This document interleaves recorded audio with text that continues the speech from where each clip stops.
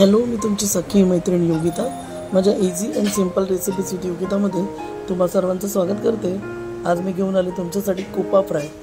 एकदम मस्त रेसिपी आहे. चला तर आपण पहिला रेसिपीला सुरुवातच करूया. अगदी छान असा हा मासा आहे, प्रोटीनयुक्त मासा आहे. मासा चांगला तेलामध्ये खरपूस असा भाजून घ्यायचा आहे, तरच तो छान लागतो. कडक करून घ्या दोन्ही बाजूनी. अगदी अप्रतिम अशी याची चव येते.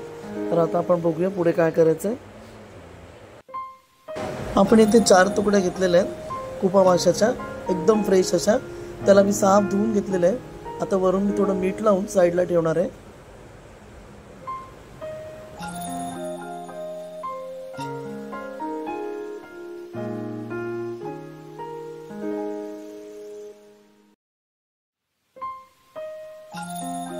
मी इथे मासा काही रवा किंवा पीठ लावून नाही भाजणार आहे, म्हणजे फ्राय करणार आहे.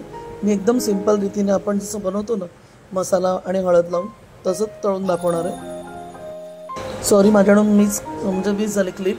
इकडे मी एका ताटामध्ये पाव चमचा हळद, 1 चमचा घरगुती लाल मसाला, 1 चमचा आपलं लाल तिखट जे काश्मीरी लाल मिरची बनवते ती, मीठ आणि गरम मसाला पाव चमचा, असं सर्व मिश्रण घेतलेलं आहे. त्यामध्ये मी आपलं लसूण, मिरची, आलं आणि कोथिंबीरचं वाटण घेतलेलं आहे. 4 छोटे चमचे म्हणजे 2 टेबलस्पून मी वाटण घेतलेलं आहे. आणि थोडंसं मी आंबटपणा येण्यासाठी व्हिनेगरचा वापर केलेला आहे. इथे मी चिंच किंवा कोकम नाही घेतलेलं आहे. आपण व्हिनेगर त्याचा जो कॅप येते ती टाकलेली आहे आणि मिक्स करून घेतलेलं आहे. थोडी कोथिंबीर घेतलेली आहे. आता हे सर्व मिश्रण आपण आता मिक्स करून घेऊया आणि मच्छीला चांगलं कोटिंग करून एक अर्धा तास तरी साईडला ठेवूया.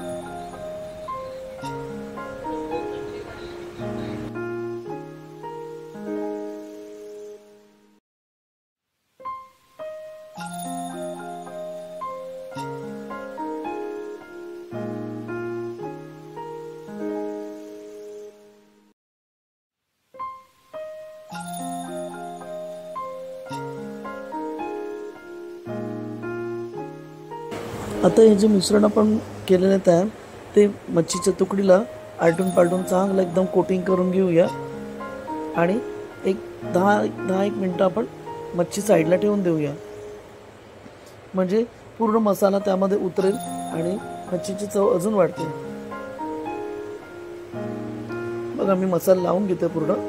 आपण याला रवा किंवा पीठ लावणार नाहीये, या मसाल्यावरच आपण भाजणार आहे.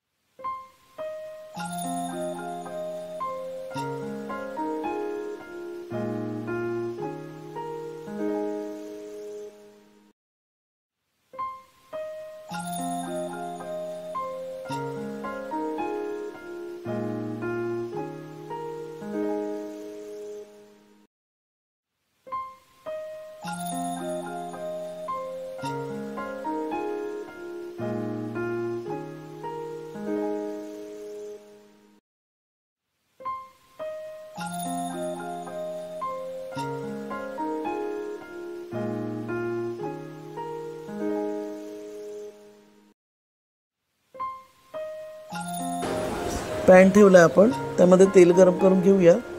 मी इथे अंदाजे तेल घेतलेलं आहे. 3 छोटे चमचे म्हणजे टेबलस्पून मी तेल घेतलेलं आहे. आता आपण मच्छीच्या तुकड्या यामध्ये ॲडजस्ट करूया.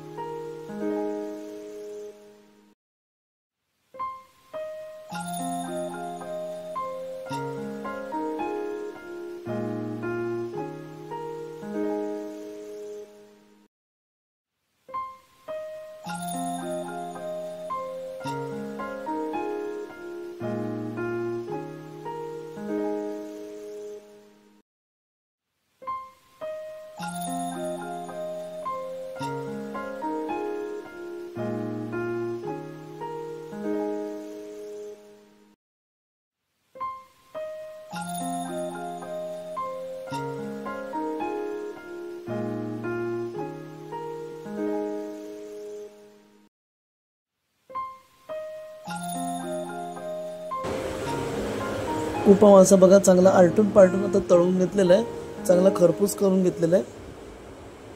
जरा तुम्हाला पॅन म्हणजे थोडा हे वाटेल की पॅन कसा म्हणजे खराब दिसत आहे, तसं काही नाही आहे। मसाला तो तेलामध्ये मिक्स झाल्यामुळे तसं वाटत आहे। जर याला मी रवा लावला असता ना तर तेलात तेवढा विरघळला नसता मसाला, पण मला तसेच दाखवायचं होतं तुम्हाला, त्याप्रमाणे मी बनवलेले आहे। अशी पण तुकडी छान लागते मच्छीची। चला आता आपण डिश सर्व करून दाखवूया। आपली डिश तयार झालेली आहे। लिंबाच्या फोडीसकट मी हे सर्व केलेलं आहे। ही अशी तुकडी तुम्ही डाळ भाताबरोबर, खिचडी किंवा भाकरी बरोबर, चपाती बरोबर खाऊ शकता। अगदी मस्त लागते, झणझणीत अशी तुकडी फ्राय करून झालेली आहे। तर माझ्या रेसिपी तुम्हाला आवडत असेल तर माझ्या चॅनलला लाईक, शेअर, सबस्क्राईब करायला विसरू नका। नवीन असाल तर माझ्या चॅनलला अवश्य भेट द्या आणि तुमचा अभिप्राय कळवायला विसरू नका। घंटीचं बटन अवश्य दाबा। थँक्यू।